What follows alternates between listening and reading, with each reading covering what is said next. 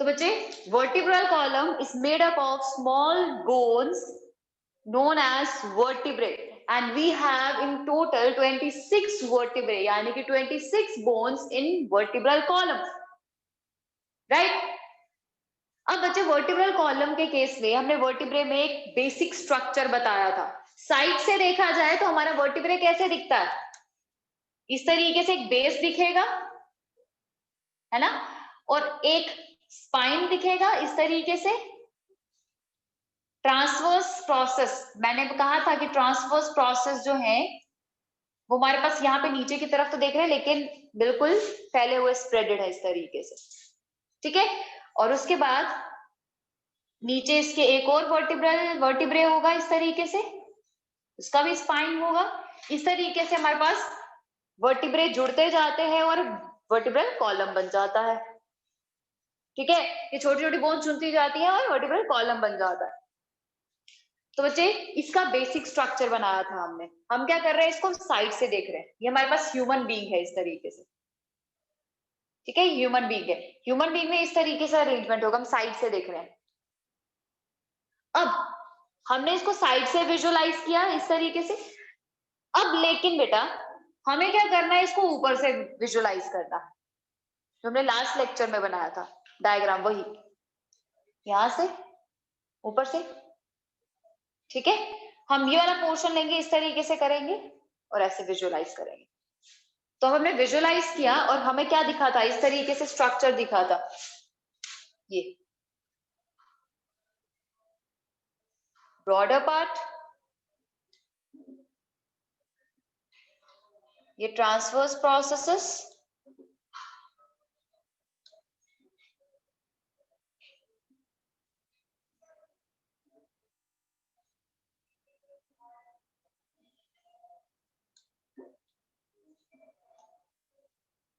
और ये स्पाइन, ये वाला स्पाइन, ये ट्रांसवर्स प्रोसेसेस, ठीक है।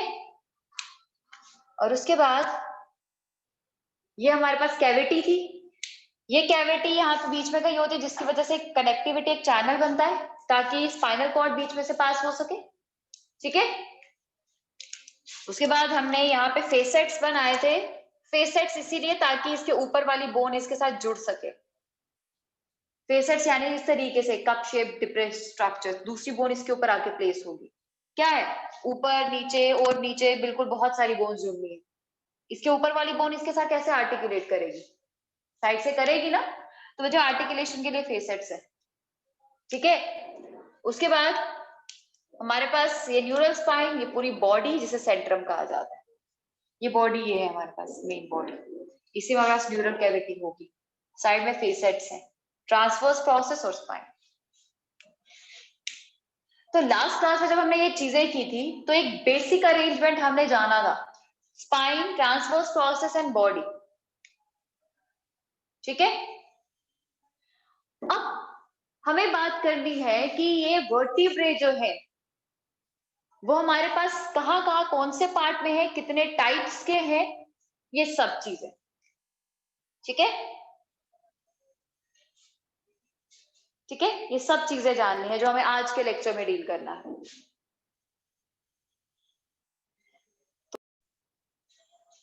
अब बच्चे ध्यान से सुनेंगे, टाइप ऑफ वर्टिब्रे बताने जा रहे हैं।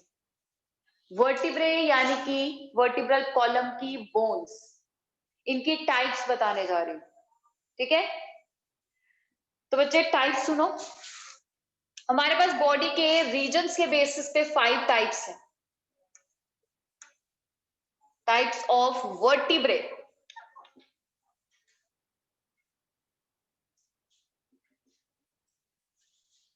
वर्टिब्रे के टाइप्स, ठीक है। अब बच्चे वर्टिब्रे लोकेशन के बेसिस पे बताया गया है। सबसे पहला हमारे पास वर्टिब्रे है सर्विकल वर्टिब्रे।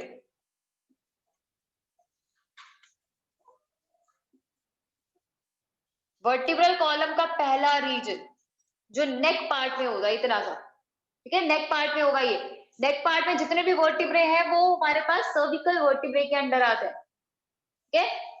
जैसे आपको कहते हो अगर इसका थोड़ा सा स्लाइड डिस्प्लेसमेंट हो जाता है, आपको बोलता है सर्वाइकल की पेन हो गई है, ये वही चीज है, ठीक है, तो बच्चे ये टोटल वर्टिब्रे हमारे पास 7 है, यानी कि 7 वर्टिब्रे हमारे पास सर्विकल यानी कि नेक रीजन में होते हैं, तो ये नेक रीजन में है। ठीक, इनका स्ट्रक्चर एक एक करके करना है, मैं बताऊंगी सर्विकल वर्टिब्रे में। दूसरा पहले मेंशन कर देते हैं, थोरैक्सिक वर्टिब्रे।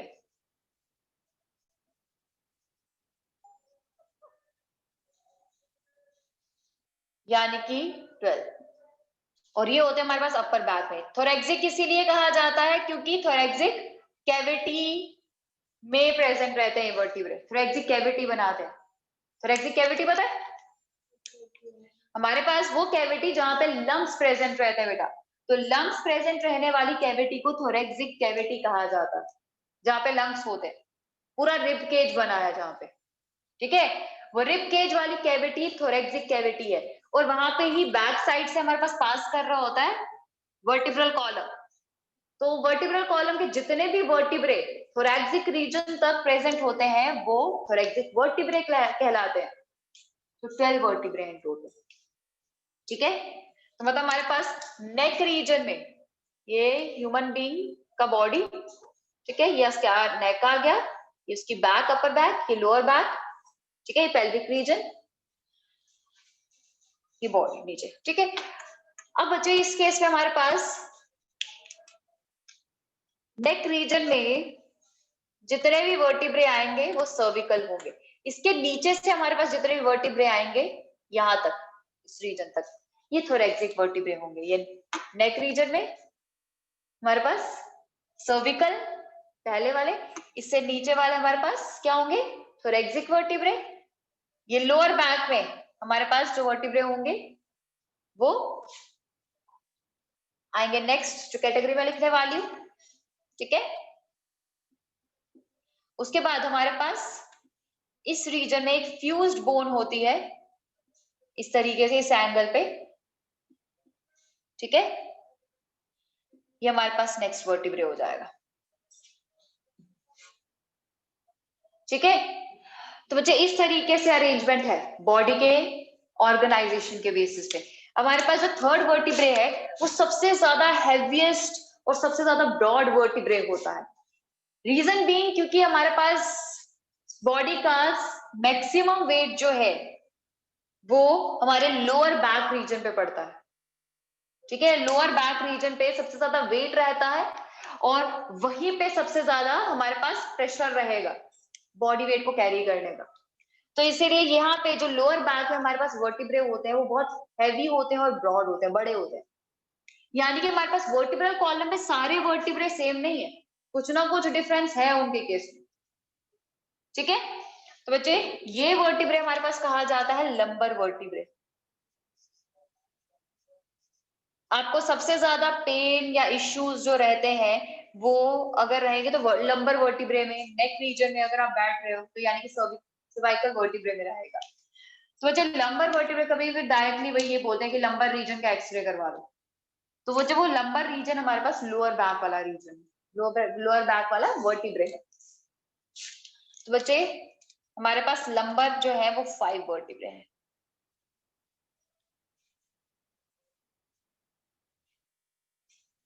ठीक है, तो बच्चे ये आ गया लोअर बैक में।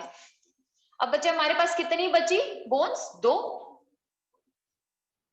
बोन्स बची, 26 है, ये हो गई हमारे पास 24 बोन्स। अब बच्चे हमारे पास वो दो बोन्स हैं, सेक्रल वर्टिब्रे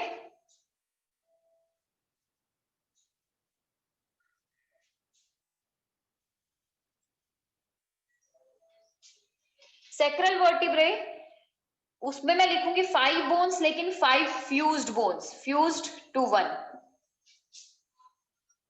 ठीक है, टेल बोन का पार्ट है। तो सेक्रम बोन में हमारे पास बोन्स होती है 5 बोन्स। ये 5 बोन्स यंग वन में होती है जो कि फ्यूज करके एक सिंगल बोन बना देती है। 5 bones gets fuse to form 1 bone. ठीक है, तो टेल बोन का हिस्सा। उसके बाद लास्ट बोन जो हमारे पास बची वो है कॉक्सीजियल वर्टिब्रे।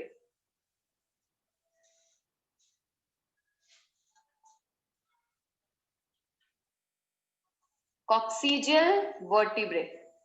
कॉक्सीजियल वर्टिब्रेस के केस में 4 बोन्स फ्यूज्ड होती हैं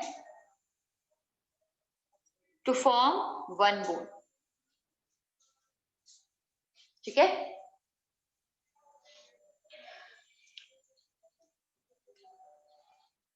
तो बच्चे ये भी हमारे पास टेल बोन का हिस्सा रहेगा।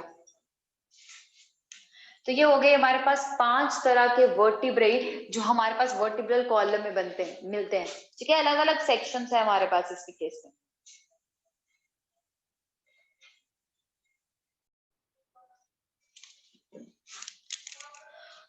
सबसे पहला सर्वाइकल वर्टिब्रे।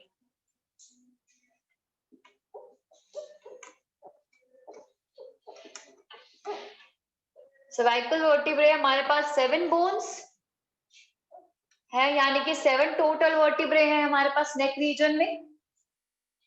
ये 7 वर्टिब्रे मिलकर नेक रीजन का वर्टिब्रल कॉलम बना रहे हैं, आप ये समझ सकते हो। मुझे सर्वाइकल वर्टिब्रे में मैं पहले 2 कैटेगरीज बनाऊंगी। ये 2 कैटेगरीज इस बेसिस पे कि हमने जो प्रीवियसली बिल्कुल स्टार्टिंग में वर्टिब्रल कॉलम के स्टार्टिंग में जो वर्टिब्रे का स्ट्रक्चर किया था, क्या पढ़ा था उसमें? स्पाइन था, ट्रांसवर्स प्रोसेस थे, बॉडी थी, है ना। ये सारे स्ट्रक्चर जो है वो एक वर्टिब्रे के होने चाहिए। अगर वो ये स्ट्रक्चर फॉलो करता है, अगर एक वर्टिब्रे में सारी चीजें हैं प्रॉपर तरीके से, तो उससे कहा जाएगा वो टिपिकल वर्टिब्रे। जो हमने स्ट्रक्चर किया स्पाइन वाला, ट्रांसवर्स प्रोसेस वाला, जिसमें सेंट्रम यानी कि बॉडी थी, न्यूरल कैविटी देखी, वो बच्चे अगर वैसा प्रोसेस हमें मिल रहा है तो बच्चे उसे टिपिकल वर्टिब्रे कहा जाता है। लेकिन कोई मॉडिफिकेशन आ रही है, कोई चेंज आ रहा है, ठीक है, किसी भी वर्टिब्रे में, तो उसे एटिपिकल वर्टिब्रे कहा जाता है। तो टिपिकल एंड एटिपिकल वर्टिब्रे।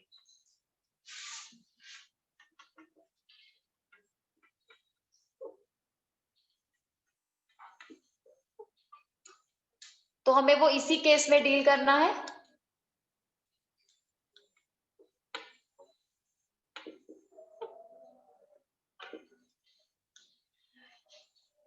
तो टिपिकल वर्टिब्रे में कौन कौन से सर्वाइकल वर्टिब्रे हैं, एक बार वो कर लेते हैं बात। ठीक है, तो बच्चे हमारे पास टिपिकल वर्टिब्रे में आता है C1 वर्टिब्रे। C1 यानी कि सर्विकल 1 वर्टिब्रे, पहला वाला। दूसरा C2 वर्टिब्रे और तीसरा C7 वर्टिब्रे। 7 ही है ना हमारे पास, यानी कि नेक रीजन में पहला, दूसरा और लास्ट वाला वर्टिब्रे जो है वो एटिपिकल, सॉरी एटिपिकल है। ये एटिपिकल में आएगा C1, C2 एंड C7। ठीक है, ये तीनों वर्टिब्रे हमारे पास एटिपिकल है, क्योंकि कुछ ना कुछ डिफरेंस और मॉडिफिकेशन हमारे पास इनके केस में रहेगी। ये टिपिकल अरेंजमेंट को फॉलो ना करते हुए थोड़े से मॉडिफाइड और थोड़े से चेंज्ड है। ठीक है, तो इसीलिए एटिपिकल है, यानी कि एग्जैक्टली सिमिलर वैसे नहीं है जैसे हमने पढ़ा था। ठीक है, तो अगर थोड़ा सा चेंज आ रहा है तो उसे एटिपिकल वर्टिब्रे कहेंगे। ठीक है, थोड़ा सा भी, जैसे अभी आप एक टिपिकल ह्यूमन बीइंग हो, ठीक है, अगर एक ह्यूमन बीइंग को 2 सींग लगा दिए जाए, वो टिपिकल रहेगा? नहीं, मॉडिफाई हो गया। ठीक है, तो बिल्कुल वैसा ही टिपिकल वर्टिब्रे से हटके थोड़ा सा स्ट्रक्चर। बाकी जो बच गए C2, C3, C4, C5 and C6, ये सारे हमारे पास टिपिकल वर्टिब्रे है सर्वाइकल वर्टिब्रे के केस में। ठीक है, ये बाकी सारे हमारे पास टिपिकल आ गए।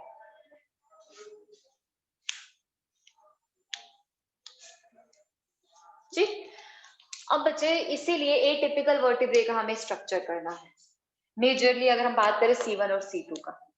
मैं आपको सिर्फ एक रेफरेंस एस्पेक्ट में बताती हूँ। ठीक है,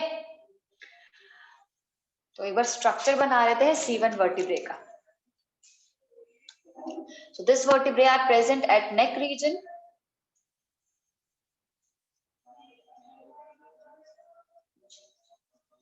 नेक रीजन में प्रेजेंट रहेंगे।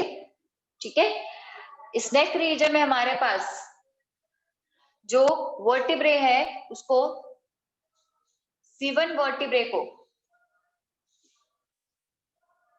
कहा जाता है, is called as, C1 vertebrae is called as Atlas.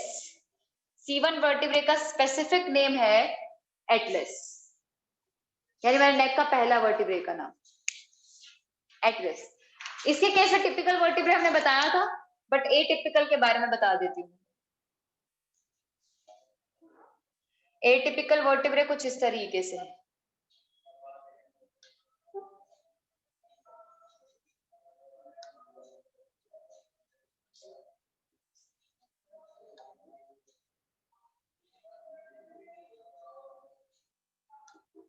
तो हमारे पास ट्रांसवर्स प्रोसेसेस के केस में रिड्यूस्ड है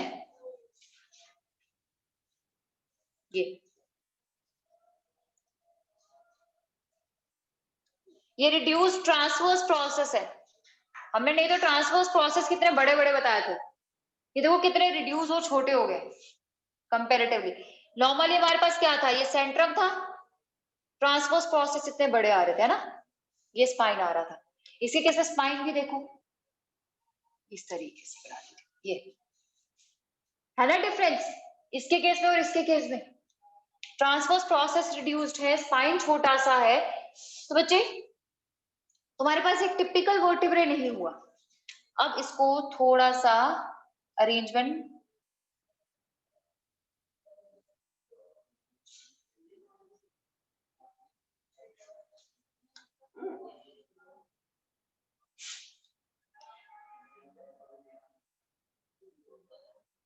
इस तरीके से हमारे पास प्रोसेसेस रहते हैं,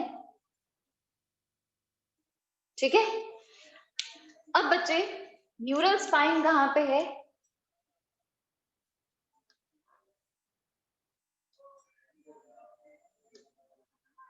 हमारे पास ये आ गया स्ट्रक्चर पूरा,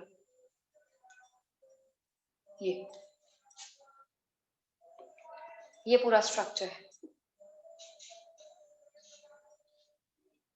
है एक नॉर्मल वर्टिब्रे की तरह, बिल्कुल नहीं है ना। तो जो नॉर्मल वर्टिब्रे से डिफरेंस है, इसीलिए एक टिपिकल वर्टिब्रे है ये हमारे पास। तो जो स्ट्रक्चर में आप देख रहे हो, हमारे पास ये पूरा वर्टिब्रे है, ठीक है। इस वर्टिब्रे में हमारे पास ये है रिड्यूस्ड ट्रांसवर्स प्रोसेसेस। ये ट्रांसवर्स प्रोसेसेस है जो कि बहुत ज्यादा रिड्यूस्ड है, तो नॉर्मल जैसे नहीं है, ठीक है। और जैसे मैंने कहा था, ट्रांसवर्स प्रोसेस में हमारे पास फोरामिना होता है ताकि ब्लड वेसल्स और आर्टरी एंटर कर सके, तो ऐसा स्ट्रक्चर आएगा, ठीक। अब बच्चे इसके केस में स्पाइन भी बहुत छोटा सा है, नॉर्मली स्पाइन बड़ा था तो ये भी बहुत छोटा सा हो गया। अब बच्चे इसके केस में हमारे पास इस तरीके से है, एटलस जो है वो अपर वाली बोन है नेक में, ठीक है। और इसके केस में हमारे पास यहाँ पे होंगे नियरली, थोड़ा सा कर्व बता देती हूँ, फेसेट्स, इसके पास आसपास हमारे पास फेसेट्स होंगे।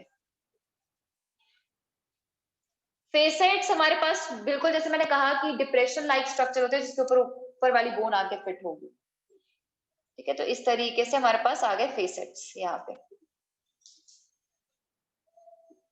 इस तरीके से बना देते हैं,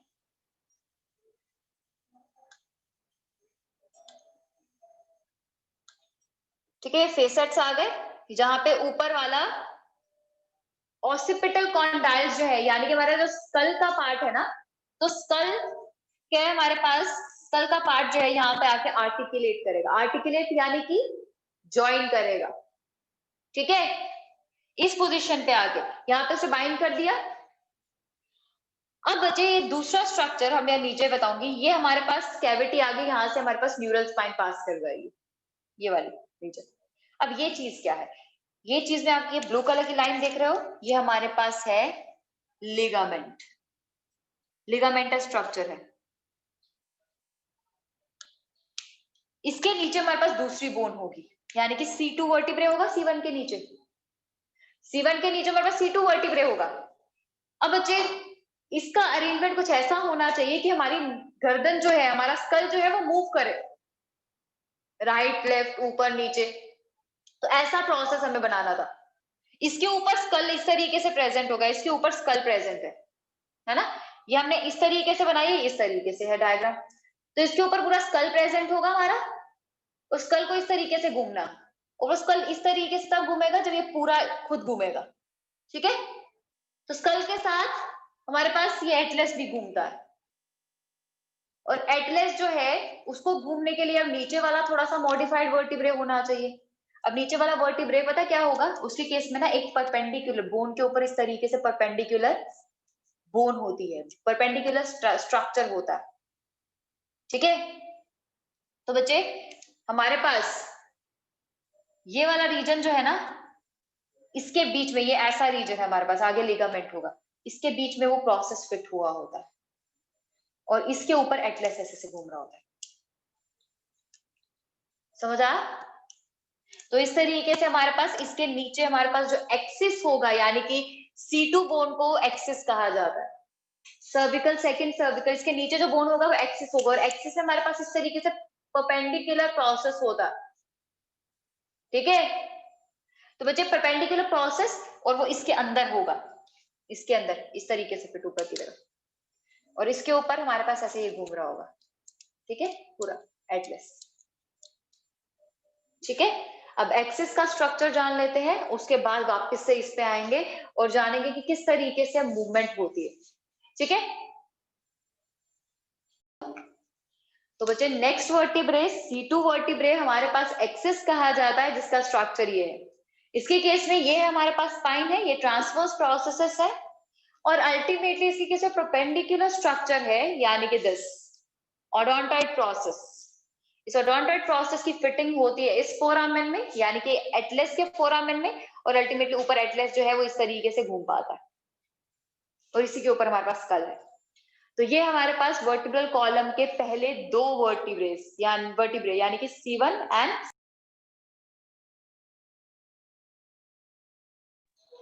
अब जब बाकी सुनो, हमारे पास ये हो गया हमारे पास सर्विकल वर्टिब्रे जो हेड की नॉडिंग मूवमेंट के लिए रिस्पॉन्सिबल होते हैं। तो बच्चे हमारे पास C1 और C2 जो है उनका अरेंजमेंट, ये ओडोंटॉइड प्रोसेस है, ओडोंटॉइड प्रोसेस को ओडोंटॉइड पेग भी कहा जाता है, जैसे मैंने कहा, और डेंस भी कहा जाता है।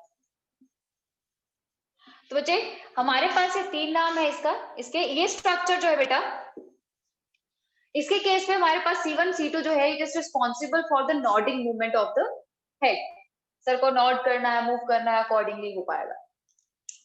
अब बच्चे सबसे बड़ी बात, हमारे पास C7 वर्टिब्रे, बाकी के केस में मैं वर्टिब्रे का स्ट्रक्चर नहीं बताऊंगी, क्योंकि वो वैसे ही स्ट्रक्चर से रिजेंबल करते हैं जो हम ऑलरेडी कर चुके हैं, ठीक है, मेन वर्टिब्रे वैसा। C7 वर्टिब्रे में भी हमारे पास नॉर्मली वैसा ही स्ट्रक्चर होता है। फिर डिफरेंस कहाँ पे है? तो बच्चे डिफरेंस जो है वो सिर्फ एक एक्सटेंशन के बेसिस पे है। हमारे नेक के में अगर आप देखोगे, बिल्कुल नेक के बेसल पार्ट पे, बेसल रीजन पे जो नेक होता है, नेक का सबसे नीचे वाला पार्ट होता है, वहां पे हमारे पास C7 वर्टिब्रे होता है। अगर आपने नोटिस किया हो, वहां पे स्लाइड सा इरप्शन होता है, फील कर पाते हो, है ना। तो बच्चे वो उसका वर्टिब्रे का प्रोमिनेंट पार्ट है, जिसकी वजह से C7 को वर्टिब्रे प्रोमिनेंस कहा जाता है। तो सिर्फ उस पार्ट की वजह से इसको एटिपिकल वर्टिब्रे कहा जाएगा, ठीक है। तो नेक के बिल्कुल बेसल रीजन में आप स्लाइड सा इरप्शन देखते हो, वो C7 वर्टिब्रे के प्रोमिनेंट रीजन की वजह से होता है, थोड़ा सा इरप्टेड पार्ट होता है थोड़ा सा, जिसकी वजह से ये एटिपिकल वर्टिब्रे है। तो बाकी नॉर्मली सेम स्ट्रक्चर है, नेक रीजन में प्रेजेंट है। तो सेकेंड है हमारे पास थोरेक्सिक वर्टिब्रे,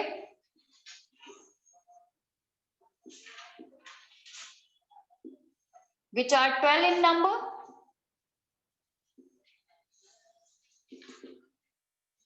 तो बच्चे thoracic vertebrae जो है, they are present in thoracic region, यानी कि अपने अपर बैक रीजन में प्रेजेंट होते हैं। and this thoracic vertebrae has articulating facets. Articulating point वो होता है जहां पे दो बोन्स मीटअप कर रही है, दो बोन्स के मीट करने का पॉइंट आर्टिकुलेटिंग पॉइंट होता है, और वहां पे क्या होता है, डिप्रेशन होता है थोड़ा सा, उसे फेसेट कहते हैं। तो articulating facet, articulating facets for 12 pairs of ribs, चाहे ट्रू रिब्स हो, फ्लोटिंग रिब्स हो, फॉल्स रिब्स हो, सारी की सारी रिब्स जुड़ती है वर्टिब्रे के साथ, वर्टिब्रल कॉलम के साथ सारी की सारी रिब्स जो है वो वर्टिब्रल कॉलम के साथ जुड़ती है। तो बच्चे अल्टीमेटली हमारे पास उसके लिए सबके लिए फेसेट्स है। मैं साइड से एक रफ आइडिया बता देती हूँ बस आपको, ठीक है। हमारे पास थोरेसिक वर्टिब्रे है, ये साइड से ध्यान रखेंगे। बाकी अपर पार्ट के लिए फेसेट्स है, ऊपर वाली साइड अपर बोन के लिए। इसके ऊपर जो फर्स्ट थोरेसिक वर्टिब्रे होगा उसके ऊपर C7 होगा, है ना। मैं साइड से थोड़ा सा वर्टिब्रे दिखा देती हूँ। हमारे पास इस तरीके से आर्टिकुलेटिंग पॉइंट होते हैं, इस तरफ और इस तरफ। ट्रांसवर्स प्रोसेस भी आगे निकल रहा है इस तरीके से, ठीक है। तो इस तरीके से हमारे पास फेसेट्स होते हैं। अब दो फेसेट्स क्यों? क्योंकि रिब्स का ना एंड जो इसके साथ जुड़ता है ना, उसका एंड ऐसा होता है। अब ये ऐसे करके आके जुड़ेगा रिब, ठीक है। रिब का एक एंड जो वर्टिब्रल कॉलम के साथ जुड़ता है वो बाइफेड सा होता है, ऐसे करके आके जुड़ेगा दोनों पॉइंट पे, आर्टिकुलेट करेगा, ठीक है। फिर वो बॉडी में आगे की तरफ जाता है, ठीक है। तो इस तरीके से हमारे पास अरेंजमेंट है। तो ये हो गया हमारे पास थोरेसिक वर्टिब्रे, दैट्स इट, इतना ही डील करना है।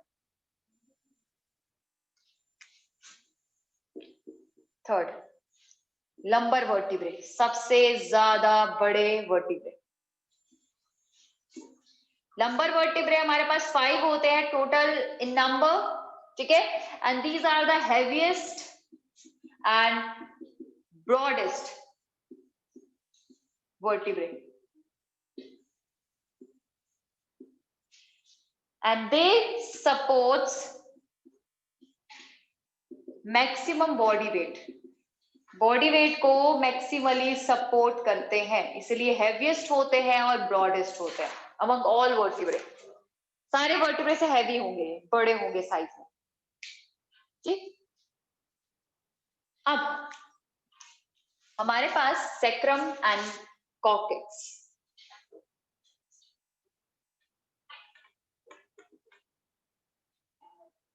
सैक्रम यानी कि सैक्रल वर्टिब्रे। फ्यूज्ड अरेंजमेंट दिखाना हो तो इस तरीके से दिखाते हैं, ब्रैकेट डाल देते हैं और नंबर लिख लेंगे, ठीक है। 5 फ्यूज्ड वर्टिब्रे इस तरीके से दिखाया जाता है। और फॉर्मूला जो लिखाया जाएगा ना वर्टिब्रल कॉलम का, वो इस तरीके से होता है, C7 T12 L5 S bracket 5 and CO bracket 4। इस तरीके से फॉर्मूला लिखा जाता है। तो सैक्रम बोन, ये बोन आपने बड़ी जगह देखी होगी यार, ये बड़ी अच्छी बोन है।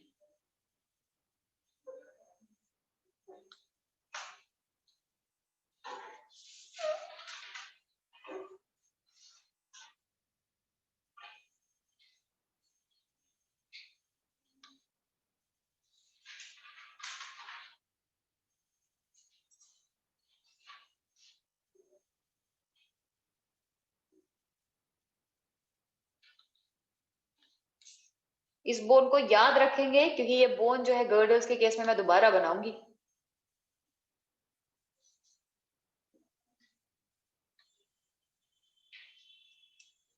ये है हमारे पास सैक्रम, इधर तक बस, ये सैक्रम है, ये नीचे वाला नहीं, ये सैक्रम है।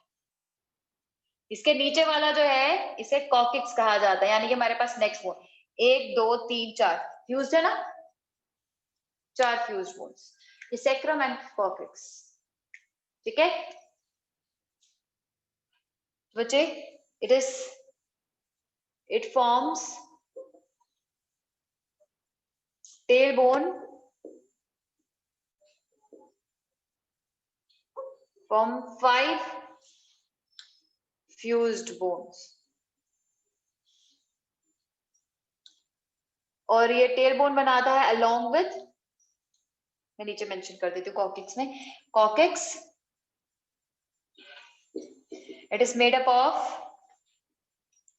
4 fused bones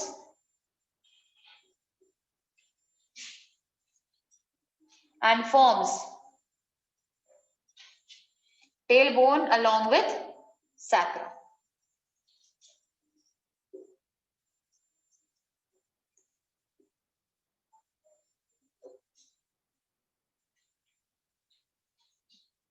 तो ये हमारे पास एक्चुअल अरेंजमेंट पूरा वर्टिब्रल कॉलम का। तो वर्टिब्रल कॉलम एंड से ऐसा होता है फ्यूजन के बाद। ठीक है,